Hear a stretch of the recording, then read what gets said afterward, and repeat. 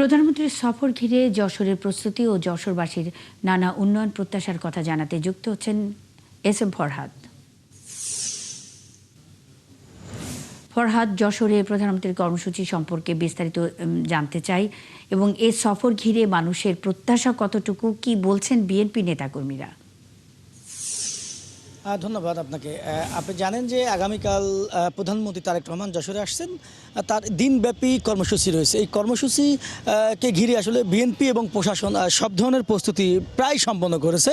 আপনি জানেন যে সকাল 10:30 নাগাদ তিনি যশোর বিমানবন্দরে অবতরণ করবেন। এরপরে যশোর থেকে 35 কিলোমিটার দূরে শার্শা উপজেলায় যে ঐতিহাসিক জিয়া খাল, যেটা আজ থেকে 50 বছর আগে শহীদ প্রেসিডেন্ট জিয়া রহমান খনন করেছিলেন, সেই খালটিকে তিনি পূর্ণ খনন করবেন। সেখানে একটি সুদী সমাবেশ রয়েছেন।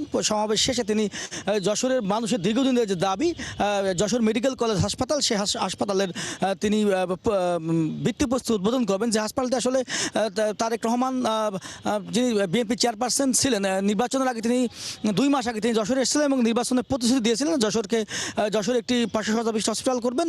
সেই নির্বাচনী প্রতিশ্রুতি অনুযায়ী কিন্তু তিনি যশোরে এসে 500 শয্যা বিশিষ্ট যে হাসপাতাল, সেই হাসপাতালটি তিনি ভিত্তিপ্রস্তর উদ্বোধন করবেন।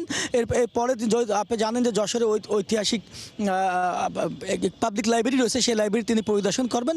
শেষে বিএনপির আয়োজিত যে সমাবেশ, সেই সমাবেশে তিনি যোগ দেবেন। অর্থাৎ এই সমাবেশকে কেন্দ্র করে বিএনপি যারা নেতৃবৃন্দ আছেন, গত 1 সপ্তাহ যাবৎ যশোর জেলায় বিভিন্ন ওয়ার্ডে, পাড়া মহল্লায় তারা লিফলেট বিতরণ, স্বাগত মিছিল তারা বের করছেন এবং বিএনপির পক্ষ থেকে জানানো হয়েছে যে তাদের এই সমাবেশকে ঘিরে তারা সব ধরনের প্রস্তুতি সম্পন্ন করা হয়েছে।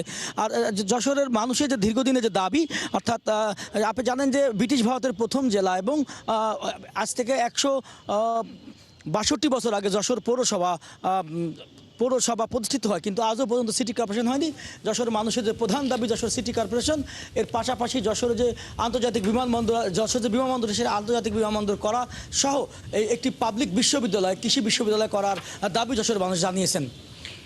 এস.এম. ফরহাদ, অসংখ্য ধন্যবাদ যুক্ত তথ্য জানাবার জন্য। সঙ্গেই থাকবেন।